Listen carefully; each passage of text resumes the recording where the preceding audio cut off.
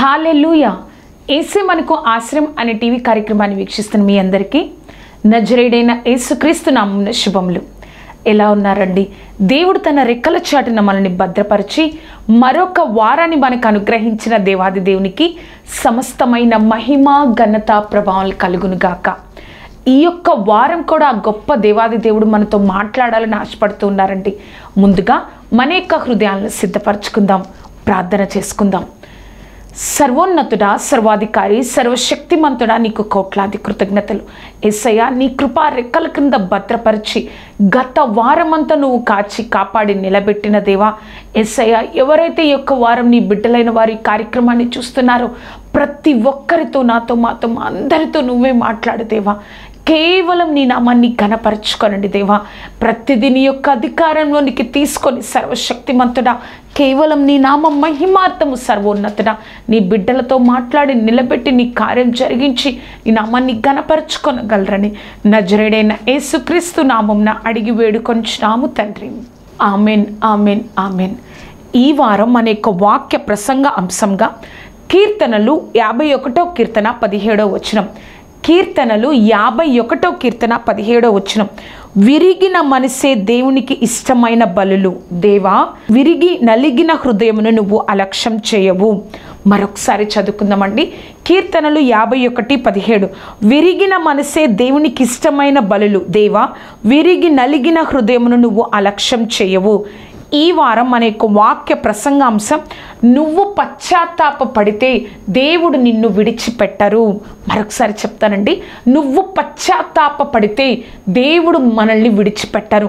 మనం అనేక సార్లు ఈ లోకానుసారంగా కొన్ని విషయాలలో ఏదైనా తప్పు చేసినప్పుడు కానీ, ఏదైనా కొన్ని విషయాలలో మాట వినకపోవడప్పుడు కానీ, కొంతమంది వ్యక్తులకు మనము క్షమాపణ అడుగుతూ ఉంటాం. నన్ను క్షమించండి, నేను చేయలేకపోయాను, నేను ఈ విధంగా మాట్లాడాను, నాకు తెలియకుండా నేను ఇలా చేసేసానని క్షమాపణ అడుగుతూ ఉంటాం. కానీ దేవుడు దగ్గర కూడా, నువ్వు నేను దేవుడి దగ్గర కూడా ఆయన మాట వినకపోవడం కానీ, అవిధేయత చూపడం బట్టి కానీ, లేకపోతే పాపంలోనే ఉండడం బట్టి కానీ, అప్పుడు నువ్వు ఎప్పుడైతే తిరిగి పశ్చాత్తాప పడతావో అప్పుడు దేవుడు మనల్ని నిర్లక్ష్యం చేయడు, మనల్ని విడిచిపెట్టడు అని చెప్తున్నారు. మనం చదివిన వాక్యంలో కీర్తనలు 51:17 విరిగిన మనసే దేవునికి ఇష్టమైన బలులు. నువ్వు ఎప్పుడైతే నీ యొక్క తప్పును తెలుసుకొని, ప్రభా నేను తప్పు చేశానయ్యా, కేవలం నీకే విరోధంగా తప్పు చేశాను ప్రభా. కీర్తనలు 51లో దావీదు ఏ యొక్క సందర్భంలో రాస్తారో తెలుసా అండి? నాతాను ప్రవక్త బెత్షెబాతో నువ్వు పాపం చేశావు దావీదని ఆ పాపాన్ని ఎత్తి చూపినప్పుడు దావీదు రాసిన కీర్తనలు 51వ కీర్తన. అక్కడ చెప్తారు దావీదు, ప్రభా నీకే విరోధంగా నేను పాపం చేశానయ్యా, నన్ను క్షమించు ప్రభా అని ప్రార్థన చేస్తూ, విరిగి నలిగిన మనసే నీకు ఇష్టమైన బలులు దేవా, నలిగిన హృదయమును నువ్వు నిర్లక్ష్యం చేయవయ్యా, అలక్ష్యం చేయు ప్రభా అని ప్రార్థన చేస్తూ ఉన్నాడు. మనము కూడా ఏదన్నా తప్పు చేసామేమో, ఏదన్నా అవిధేయత చూపించామేమో, కానీ దేవుడు ఆ పాపాన్ని ఎత్తి చూపిస్తున్నప్పుడు, ఆ పాపాన్ని నీకు తెలియచేస్తున్నప్పుడు, ఆ పాపం ఏంటో నీకు అర్థమవుతున్నప్పుడు, నువ్వు ఎప్పుడైతే పశ్చాత్తాప పడతావో దేవుడు నిన్ను విడిచిపెట్టరు. కానీ ఆ పాపంలోనే ఉంటూ జీవితాంతం ఒక క్రైస్తవుడుగా నీ పేరు చెప్పుకుంటూ ఆ పాపంలోనే జీవిస్తావా, ఒక సంతృప్తికరమైన ఆశీర్వాదాన్ని నువ్వు పొందుకోవు. అంతేకాదు నీ ద్వారా నీ కుటుంబం ఆ యొక్క ఆశీర్వాదాన్ని కోల్పోతుంది అని దేవుడు ఈరోజు హెచ్చరిస్తున్నారు. కాబట్టి దేవుడు ఈరోజు చెప్తున్నారు, ఏమని చెప్తున్నారంటే నువ్వు పశ్చాత్తాప పడితే దేవుడు నిన్ను విడిచిపెట్టరు. ఆ విషయాన్ని మనం గుర్తుపెట్టుకోవాలి. ఏ విషయంగా నువ్వు అవిధేయత చూపించావు, పాపం ద్వారా, మాట వినకపోవడం ద్వారా, అవిధేయత ద్వారా ఏ విధంగా దేవుడికి దూరంగా ఉన్నావు, ఆ విషయంలో పశ్చాత్తాప పడితే దేవుడు నిన్ను నన్ను విడిచిపెట్టను అని ఈరోజు చెప్తున్నారు. అసలు ఎవరిని దేవుడు పశ్చాత్తాప పడితే ఆశీర్వదించారు, ఎవరిని దేవుడు నిలబెట్టారో మనం 3 విషయాల్లో మనం నేర్చుకుందాం. మన యొక్క వాక్య ప్రసంగ అంశం, నువ్వు పశ్చాత్తాప పడితే దేవుడు విడిచిపెట్టరు. మొట్టమొదటిగా దేవుడు నీ కోసమే ఎదురు చూస్తున్నారు కదా. మనం అనుకుంటాం ఎంతగానో, అయ్యో నేను తప్పు చేశానే, నేను ఈ విధంగా ఉన్నానే, నేను దేవుడు మాట వినలేదు, దేవుడికి అవిధేయత చూపించానే, పాపంలోనే ఉన్నానే అని అనుకుంటున్నావు. కానీ దేవుడు మన గురించి ఏమనుకుంటున్నారో తెలుసా, నేను నీ కోసం ఎదురు చూస్తున్నాను. కీర్తనలు 51వ కీర్తన మనం చూస్తే 4వ వచనంలో, నీకు కేవలం నీకే విరోధంగా నేను పాపం చేసి ఉన్నాను, నీ దృష్టి ఎదుట నేను చెడుతనము చేసి ఉన్నాను, కావున ఆజ్ఞ ఇచ్చినప్పుడు నీవు నీతిమంతుడుగా అగపడుదువు, తీర్పు తీర్చినప్పుడు నిర్మలువుగా అగపడుదవు. 51:7 వచనం మనం చూద్దామండి. నేను పవిత్రునగినట్లు హిస్సోపుతో నా పాపము పరిహరింపుము, హిమము కంటే నేను తెల్లగా ఉండునట్లు నీవు నన్ను కడుగుము. అవును, దేవుడు ఎదురు చూస్తూ ఉన్నారు నీ కోసం. నీకే విరోధంగా నేను పాపం చేశానయ్యా, నా పాపాన్ని నేను తెలుసుకున్నాను అని చెప్పినప్పుడు నువ్వు దేవుడు వైపు తిరగగలిగితే, దావీదు ఎలాగైతే ప్రభా నా పాపాన్ని పరిహరించయ్యా, హిస్సోపుతో నన్ను కడగయ్యా, హిమము కంటే తెల్లగా నా జీవితాన్ని మార్చు అని ఎలాగైతే దేవుని సన్నిధిలో మొరపెట్టి, ప్రభా నీ యొక్క పరిశుద్ధాత్మను నాకు దూరం చేయకు ప్రభా, నీ సన్నిధి నుంచి నన్ను తోసివేయకు ప్రభా అని ఎంతో ఆశతో దావీదు ఆ యొక్క దేవుని సన్నిధిలో మొరపెట్టి అడిగారో దేవుడు చెప్తున్నారు. ఎలాగైతే దావీదుకు తన యొక్క వాత్సల్యతను కృపను దూరం చేయని దేవుడు, నా జీవితంలో మనము పశ్చాత్తాప పడితే దేవుడు మన కోసం ఎదురు చూస్తున్నారు. కాబట్టి అటువంటి కృపని, అటువంటి వాత్సల్యతని, అటువంటి ఆశీర్వాదాన్ని దేవుడు అనుగ్రహిస్తాను, నేను నిన్ను క్షమిస్తున్నాను అని దేవుడు మనతో మాట్లాడుతున్నారు. ఒక్కసారి నేను పాపంలో ఉన్న నీ వైపు, పాపంలో ఉన్న మన వైపు, అవిధేయతతో ఉన్న మన వైపు దేవుడు చూసి చెప్తున్న మాట ఏంటో తెలుసా, నేను నీ కోసం ఎదురు చూస్తున్నాను, నువ్వు నా వైపు తిరుగు అని దేవుడు చెప్తున్నారు. ఈ యొక్క ఫస్ట్ పాయింట్లో ABCD చూద్దామండి. ఆ ఫస్ట్ పాయింట్లో A చూసినట్లయితే, నీ అజ్ఞానంతో కోల్పోయిన వాటిని దేవుడు లక్ష్య పెట్టడు. నీ అజ్ఞానంతో కోల్పోయిన వాటిని దేవుడు లక్ష్య పెట్టడు. లూకాసు వార్త 15వ అధ్యాయం మనం చూస్తే అక్కడ దేవుడు ఒక ఉపమానాన్ని చెప్తారు. ఒక ధనవంతునికి 2 కుమారులు అన్నారు. ఆ చిన్న కుమారుడు నా యొక్క భాగమును ఇచ్చేమని చెప్పి ఆ భాగానంతటిని తీసుకుపోయి, లూకాసు వార్త 15వ అధ్యాయము 13వ వచనం, కొన్ని దినములైన తర్వాత ఆ చిన్న కుమారుడు సమస్తము కూర్చుకొని దూరదేశమునకు ప్రయాణమైపోయి అచ్చట తన ఆస్తిని దుర్వ్యాపారము వలన పాడు చేశాను. దుర్వ్యాపారం వలన పాడు చేసుకున్నారు. తన యొక్క అలక్ష్యం వలన తను ఆ యొక్క ఆస్తిని అంతటిని పాడు చేశాడు. కానీ తిరిగి వచ్చినప్పుడు తండ్రి ఏమని అడిగాడా, నా ఆస్తి అంతా ఏం చేసావు, ఆస్తి అంతా ఎక్కడికి వెళ్ళిపోయింది, ఆ యొక్క ధనమంతా ఏది అని తండ్రి అడగలేదు. ఈరోజు కూడా ఆ పరమ తండ్రి నీకు నాకు ఏమని జ్ఞాపకం చేస్తున్నారో తెలుసా, అజ్ఞానంలో నువ్వు కోల్పోయిన వాటిని నేను లక్ష్య పెట్టను. నువ్వు అజ్ఞానంలో అవిధేయత చూపించి పాపంలో ఉండి కొన్నిటిని కోల్పోయావు. నేను ఇచ్చిన వాటిని, నేను ఇచ్చిన తలాంతులను, నేను ఇచ్చిన అభిషేకాన్ని, నేను ఇచ్చిన ఆ యొక్క తలంపులను నువ్వు కొన్నిటిని కోల్పోయావు. నేను అవేమీ లక్ష్యం చేయను. నేను నీ కోసం ఎదురు చూస్తున్నాను. నేను నూతన అభిషేకంతో నేను నిన్ను నింపాలని చూస్తున్నాను అని దేవుడు ఈరోజు తప్పిపోయిన కుమారుడి ద్వారా మనతో మాట్లాడుతూ ఉన్నారు. ఒక్కసారి దేవుడి వైపు తిరుగుదామా? నువ్వు అలక్ష్యంలో కొన్ని కోల్పోయావేమో. దేవుడికి అవిధేయత చూపించి ఎలా అయితే ఆ తప్పిపోయిన కుమారుడు తన దుర్వ్యాపారం వలన సమస్తాన్ని కోల్పోయాడో అలా మనము కూడా కొన్ని కోల్పోయి ఉండవచ్చు. కానీ దేవుడు చెప్తున్నారు, అది కాదు ముఖ్యం, నువ్వు నాకు కావాలి, నీకోసం నేను ఎదురు చూస్తున్నాను, నేను వాటిని లక్ష్యము చేయను అని దేవుడు మనతో మాట్లాడుతున్నారు. ఆ ఫస్ట్ పాయింట్లో బి చూసినట్లయితే, నువ్వు దేవునికి విరోధంగా ఉన్నప్పుడు ఇబ్బంది కలిగితే నీ తప్పును గ్రహించాలి. నువ్వు దేవుడికి విరోధంగా ఉన్నావు, ఆయన వద్దు కాదు అన్న పాపాన్ని నువ్వు చేస్తూ జీవిస్తూ ఉన్నావు, పాపంలోనే ఉన్నావు. ఆ పాపంలో ఉన్నప్పుడు నీకు ఇబ్బంది కలిగింది, ఆ అవిధేయతలో ఉన్నప్పుడు నీకు ఇబ్బంది కలిగింది. ఈ ఇబ్బంది నాకు ఎందుకు కలిగింది అన్న తప్పును నువ్వు నేను గ్రహించాలి. అదే దేవాది దేవుడు కోరుకుంటున్నాడు. ఆ కుమారుడు దుర్వ్యాపారం వల్ల సమస్తాన్ని పోగొట్టుకున్నాడు, తప్పిపోయిన కుమారుడు. ఆ తప్పిపోయిన కుమారుడు సమస్తాన్ని పోగొట్టుకున్నప్పుడు ఆ యొక్క దేశంలో భయంకరమైన కరువు వచ్చింది. ఆ కరువులో తనకు తినడానికి కూడా ఆహారం లేదు. ఎవరి దగ్గర, ఒక వ్యక్తి దగ్గర, ఒక యజమానుడి దగ్గర పందులను మేపడానికైనా అక్కడ ఉంటే నేను ఒక పని చేస్తే నాకు ఆహారం దొరుకుతుంది కదా అనుకున్నాడు. కానీ అది కూడా తనకి దొరకలేదు. అప్పుడు ఆ ఇబ్బందిలో తన తప్పును తెలుసుకున్నాడు. తన తప్పును తెలుసుకుని తండ్రి వద్దకు రావడానికి ప్రయత్నించాడు.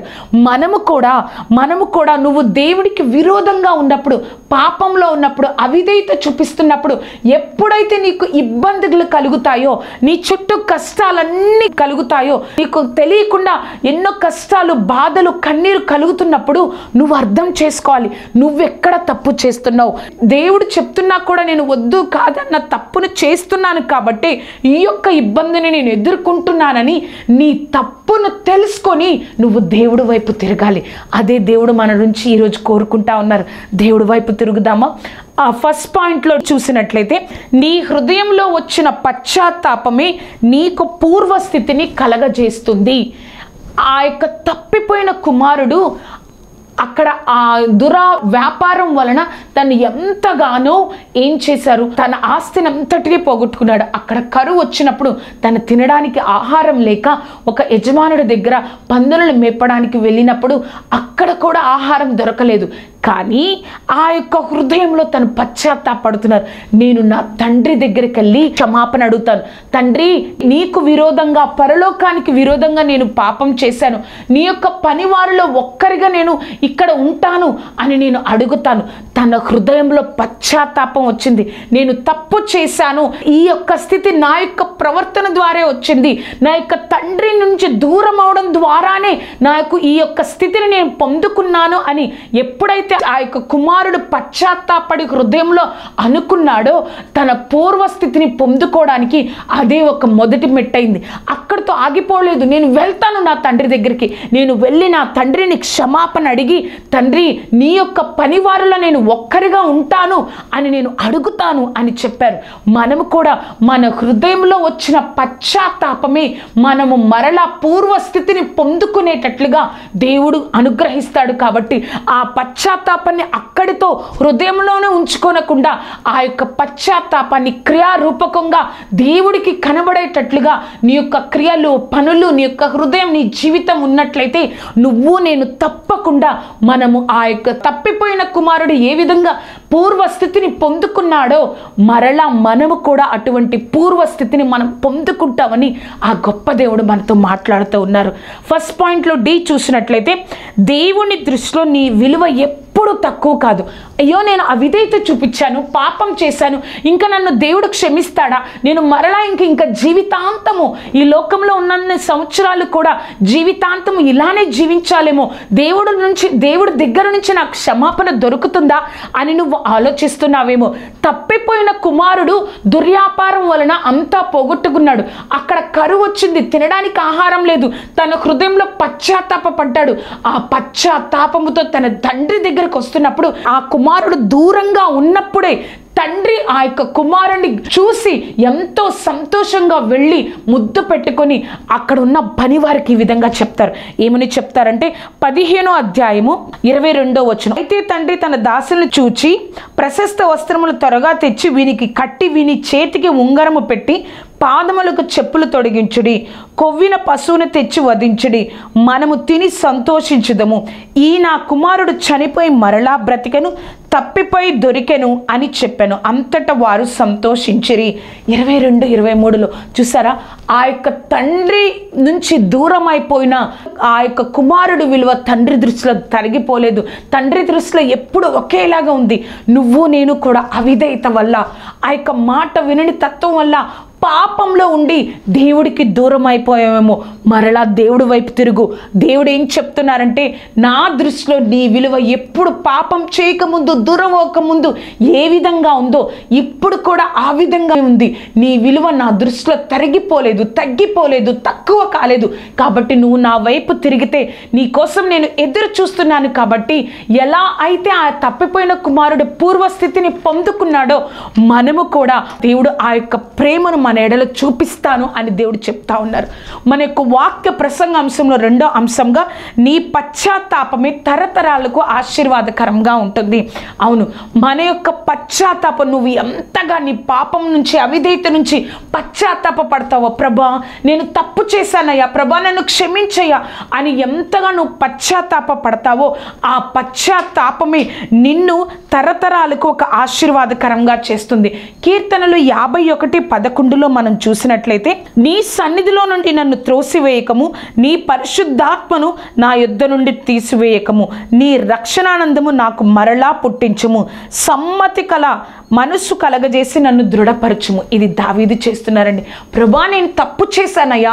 ఆ యొక్క నాతాను ప్రవక్త బత్షెబాతో పాపం చేసినప్పుడు వచ్చి నువ్వు తప్పు చేసావని చెప్పినప్పుడు ఆ దావీదు రాసిన కీర్తన 51వ కీర్తన, ప్రభా నేను తప్పు చేశాను ప్రభా, నీ సన్నిధి నుండి నన్ను తోసివేయకము, నీ పరిశుద్ధాత్మను నన్ను దూరం చేయకు ప్రభా, నీ రక్షణ ఆనందము నాకు మరలా పుట్టించయ్యా, సమ్మతి గల మనసును నాకు అనుగ్రహించు ప్రభా అని ఆయన యొక్క హృదయాన్ని దేవుని సన్నిధిలో దావీదు కుమ్మరిస్తున్నాడు. అర్థమవుతుంది కదా అండి, మన యొక్క పశ్చాత్తాపం మన కుటుంబాన్ని ఆశీర్వదిస్తుంది. ఎవరైతే పశ్చాత్తాప పడి ఉంటారో వారికి దేవుడు చూపించే కృప ఎటువంటిదో తెలుసా అండి? నిర్గమాకాండము 20వ అధ్యాయము 5-6 వచనాలు. ఏలయనగా నీ దేవుడైన యెహోవానగు నేను రోషము గల దేవుడను, నన్ను ద్వేషించు వారి విషయంలో 3-4 తరముల వరకు తండ్రుల దోషమును కుమారుల మీదకి రప్పించును, కానీ నన్ను ప్రేమించి నా ఆజ్ఞలను గైకొను వారిని 1000 తరముల వరకు కరుణించు వాడనై ఉన్నాను. ఎవరైతే నన్ను ద్వేషిస్తారో ఆ యొక్క తండ్రుల పాపము 3-4 తరాల వరకు ఉంటుంది. కానీ ఎవరైతే నా ఆజ్ఞలను ప్రేమిస్తారుంటారో వారిని నేను 1000 తరముల వరకు కరుణిస్తాను. దేవుడు పశ్చాత్తాపంలో గొప్ప ఆశీర్వాదం, ఒక శక్తి ఉందని గుర్తుపెట్టుకో. ఆ సెకండ్ పాయింట్లో కూడా ABCD చూద్దామండి. నువ్వెంత ఘోర పాపం చేసినా నీ పశ్చాత్తాపమే నిన్ను నిలబెడుతుంది. ఈ విషయాన్ని నువ్వు నేను మర్చిపోకూడదు. నువ్వు ఎంతగా పాపం చేసినా నీ పశ్చాత్తాపమే నిన్ను నిలబెడుతుంది. సౌలు, దావీదు దేవుడి చేత ఇద్దరు ఎన్నుకోబడ్డారు తన ప్రజలైన ఇశ్రాయేల్ ప్రజలను పరిపాలించడం కోసం. సౌలు 40 సంవత్సరాలు, దావీదు 40 సంవత్సరాలు ఇశ్రాయేల్ ప్రజలను పరిపాలించారు. సౌలు ఏం జరిగింది అంటే, అనేక సార్లు అమ్మోనీయులతో యుద్ధానికి వెళ్ళినప్పుడు అక్కడ అవిధేయత చూపడం బట్టి దేవుడు నువ్వు నా మాట వినట్లేదు కాబట్టి నీ రాజ్యాన్ని తీసి నీ సేవకుడికి ఇస్తానని చెప్పారు. కానీ దావీదు బత్షెబాతో పాపం చేశారు. అంతేకాదు ఆ పాపాన్ని కప్పిపుచ్చుకోవడం కోసం ఆ కుటుంబంలో అతన్ని హత్య చేశారు. మన దృష్టిలో ఎక్కువ ఎవరు పాపం చేశారండి? దావీదే కదా. ఇక్కడ ఆ యొక్క తప్పును కప్పి పెట్టుకోవడం కోసం ఇంకొక తప్పును చేసి కుటుంబంలో నరహత్య జరిగించాడు దావీదు. కానీ ఇక్కడ నేను పాపం చేశానని సౌలు అన్నాడు, ఇక్కడ దావీదు కూడా నేను పాపం చేశాను అన్నాడు. పాపము చేశాను అని చెప్పాడు, కానీ సౌలు పశ్చాత్తాప పడలేదు. దావీదు నేను పాపం చేశానని ఒప్పుకున్నాడు, పశ్చాత్తాపడ్డాడు. అందుకే ఆ పశ్చాత్తాపం వలన ఏం జరిగిందంటే దావీదును దేవుడు నిలబెట్టాడు. సౌలు ఆ యొక్క కుటుంబ సభ్యులందరూ కూడా ఒకే రోజు పశ్చాత్తాప పడకపోవడం వల్ల ఒకే రోజు యుద్ధంలో చనిపోవాల్సి వచ్చింది. అర్థమవుతుంది కదా, నీ యొక్క పశ్చాత్తాపమే నిన్ను నిలబెడుతుంది. నువ్వు ఎంత ఘోర పాపము చేసినా, సౌలు ఘోరమైన పాపం చేయలేదు, కానీ దావీదు సౌలు కంటే ఘోరమైన పాపం చేశాడు. తన యొక్క పశ్చాత్తాపమే దావీదును నిలబెట్టింది. సెకండ్ పాయింట్లో బి చూసినట్లయితే, దేవుడు నీ పాపాన్ని తెలియచేసినప్పుడు ఒప్పుకోవడానికి సిద్ధంగా ఉండాలి కదా. దేవుడు నీకు అనేక సార్లు వాక్యాన్ని ద్వారా, ప్రార్థనలో, దైవజనుల ద్వారా నీ పాపాన్ని తెలియచేస్తూ ఉంటారు. ఆ పాపాన్ని నువ్వు తెలియచేస్తూ ఉన్నప్పుడు నువ్వు ఒప్పుకోవాలి. దావీదు బత్షెబాతో పాపం చేసినప్పుడు నాతాను ప్రవక్త వచ్చి నువ్వు ఈ పాపము చేశావు దావీదని చెప్పినప్పుడు దావీదు వెంటనే నేను ఈ పాపము చేశాను, దేవుని సన్నిధిలో నేను ఈ పాపము చేశానని చెప్పి ఆ 51వ కీర్తన అంతా కూడా, ప్రభా నన్ను క్షమించయ్యా, నీకే విరోధంగా నేను పాపం చేశానయ్యా, ఆ పాపాన్ని దావీదు ఒప్పుకున్నాడు. మనం ఏం చేస్తామో తెలుసా? ఈ పాపం ఎవరికి తెలియదు కదా, నాకే తెలుసు కదా, నాకు దేవుడికి. దేవుడు చెప్తున్నాడు నేను తర్వాత ఒప్పుకుంటానులే, నేను తర్వాత మార్చుతానులే. ఆ పాపము వల్ల నువ్వు ఇబ్బంది పడుతున్నావని నీకు అర్థమవుతుంది. ఆ పాపం వల్ల నువ్వు అనేకమైన ఆశీర్వాదాలు పోగొట్టుకుంటున్నావని నీకు అర్థమవుతుంది. అయినా కూడా ఆ పాపాన్ని ఒప్పుకొని విడిచిపెట్టలేని స్థితిలో నువ్వు నేను ఉన్నామని, అందుకే దేవుడు ఈరోజు ఈ వాక్యం ద్వారా మనతో మాట్లాడుతున్నారు. కాబట్టి ఆ పాపాన్ని విడిచిపెట్టాలని, ఒప్పుకొని విడిచిపెట్టాలని దేవుడు కోరుతా ఉన్నారు. సెకండ్ పాయింట్లో సి చూస్తే, నీ పాపం వల్ల నీ కుటుంబ సభ్యులు శిక్ష అనుభవించాలి. దావీదు పాపం చేశారు బెత్షెబాతో. పాపం చేసినప్పుడు నాతాను ప్రవక్త వచ్చి నువ్వు ఈ పాపం చేశావు దావీదు అని చెప్పినప్పుడు నాతాను ప్రవక్త దగ్గర ఆ యొక్క పాపాన్ని ఒప్పుకున్నాడు, పశ్చాత్తాపడ్డాడు. కానీ దావీదులో కుటుంబంలో ఉన్న 4 కుమారులను దావీదు పోగొట్టుకోవాల్సి వచ్చింది. నీవు పాపం చేస్తున్నావు అనుకుంటున్నావు, ఆ పాపం అనేది నీ కుటుంబ సభ్యుల మీద, నీ తర్వాతి తరం మీద ఆ యొక్క పాపం అనేది ఉంటుందని నువ్వు మర్చిపోకూడదు. నువ్వు పాపం చేస్తున్నప్పుడు నీ బిడ్డలు గుర్తు రావాలి. నువ్వు పాపం చేస్తున్నప్పుడు నువ్వు పాపం తెలియని ఆ చంటి పిల్లలు నీ జీవితంలో గుర్తు రావాలి. అదే దేవుడు చెప్తున్నారు, నీ పాపము వలన నీ కుటుంబ సభ్యులు కూడా ఆ పాపానికి శిక్షను అనుభవిస్తున్నారు. కాబట్టి ఎలా అయితే దావీదు గురించి వాక్యంలో దేవుడు రాయించాడో, మన జీవితంలో కూడా ఆ పాపం వల్ల మన తర్వాతి తరం, మన యొక్క పిల్లలు ఆ యొక్క శిక్షను అనుభవించాలి. కాబట్టి బహు జాగ్రత్తగా ఉండాలి. పాపం చేస్తున్నప్పుడు అయ్యో దేవుడు నన్ను చూస్తున్నాడు, ఆ శిక్ష అనేది ఈ లోకంలోనే అనుభవించాలి అన్న జ్ఞానము మనం కలిగి ఉండాలి. ఆ యొక్క సెకండ్ పాయింట్లో డి చూసినట్లయితే, నువ్వు పశ్చాత్తాపపడితే నీ నిమిత్తం దేవుడు కుటుంబాన్ని ఆశీర్వదిస్తారు. దావీదు బత్షెబాతో పాపం చేసినప్పుడు అయ్యో నువ్వు ఈ పాపాన్ని చేశావని నాతాను ప్రవక్త ఎత్తి చూపించినప్పుడు దావీదు ఒప్పుకొని పశ్చాత్తాపడ్డాడు.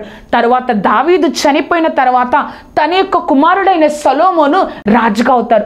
సొలొమోను కూడా ఎంతో జ్ఞానవంతుడిగా ఉండి మందిరాన్ని కట్టించి అంతా మనకు తెలుసు. కానీ సొలొమోను తన యొక్క వృద్ధాప్యంలో తన యొక్క భార్యల వల్ల లోకం వైపు, విగ్రహారాధన వైపు తిరిగినప్పుడు దేవుడు 2 సార్లు సొలొమోనుకి ప్రత్యక్షమై చెప్పినా కూడా సొలొమోను వినకపోవడం వల్ల దేవుడు నీ దగ్గర నుంచి గోత్రాలను తీసేసి 10 గోత్రాలను తీసేసి నీ యొక్క సేవకుడికి ఇస్తాను. కానీ దావీదు నిమిత్తం 1 రాజుల 11వ అధ్యాయం 13వ వచనంలో, నీ నిమిత్తం, దావీదు నిమిత్తం నేను చేసిన నిబంధన బట్టి నీ యొక్క కుమారుడికి ఒక్క గోత్రాన్ని నేను నీకు అనుగ్రహిస్తానని చెప్పారు. చూసారా?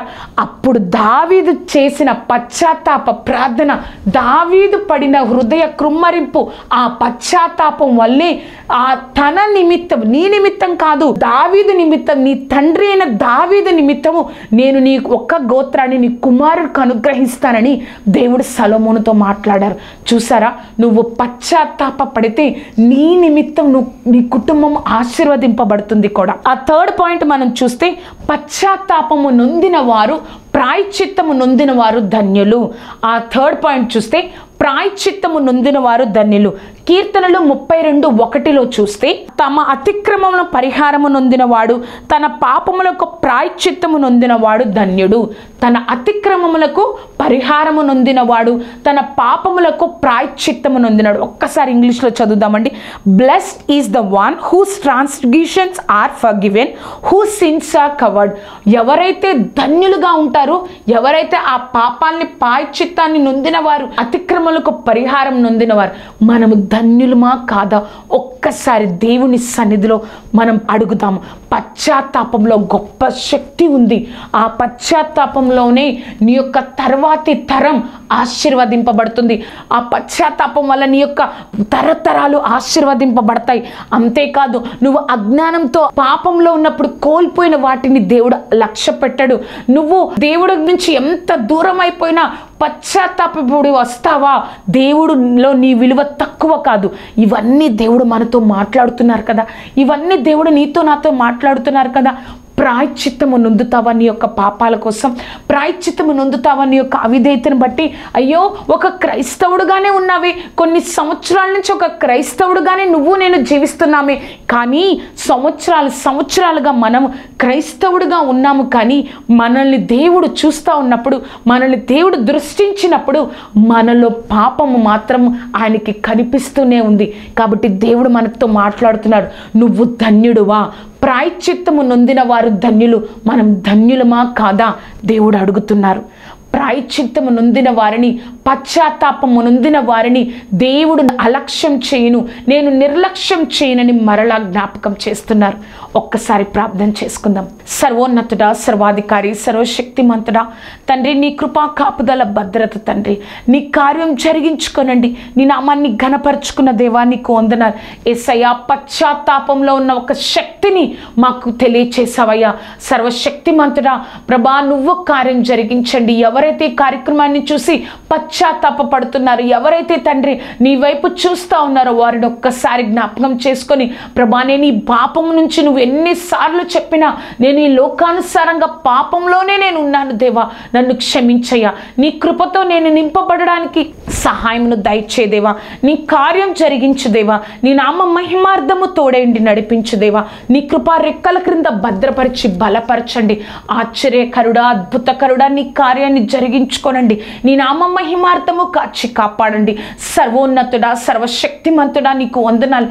నాతో మాతో మా అందరితో మాట్లాడిన దేవా, కేవలం నీ నామాన్ని ఘనపరుచుకున్న దేవా నీకు కోట్లాది కృతజ్ఞతలు దేవా. పశ్చాత్తాపంలో ఒక శక్తి ఉందని మాకు తెలియచేస్తున్నావయ్యా.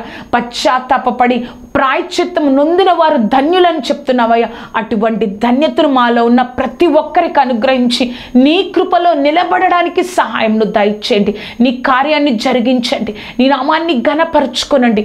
తోడేండి నడిపించండి. సర్వశక్తిమంతుడా నీ కాపుదల భద్రత దయచేయండి ప్రభా. కేవలం నీ నామాన్ని మహిమపరుచుకున్నందుకు వందనాలు. నజరేయుడైన యేసుక్రీస్తు నామమున అడిగి వేడుకొంచున్నాము తండ్రి. Amen, amen, amen. చూశారు కదండి, పశ్చాత్తాపం పడితే దేవుడు మనల్ని నిర్లక్ష్యం చేయనని చెప్తున్నారు.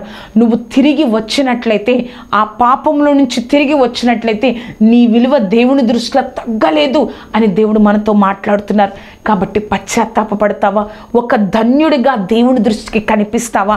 ఈ లోకంలో పాపం చేయడం ఏదో ఒక కామన్గా ఉంది, కానీ దేవుడి దృష్టిలో ఏది కావాలంటే, నేను పాపం చేశాను ప్రభా, నీకే విరోధంగా నేను పాపం చేశానయ్యా అని ఎలా అయితే దావీదు నన్ను హిస్సోపుతో కడుగు ప్రభా, మంచు కంటే తెల్లగా నన్ను శుద్ధి చేయి ప్రభా అని అడిగినట్లుగా అటువంటి పశ్చాత్తాప హృదయం మనందరిలో కలగాలని ఆ గొప్ప దేవాది దేవుడు మనతో మాట్లాడుతున్నారు.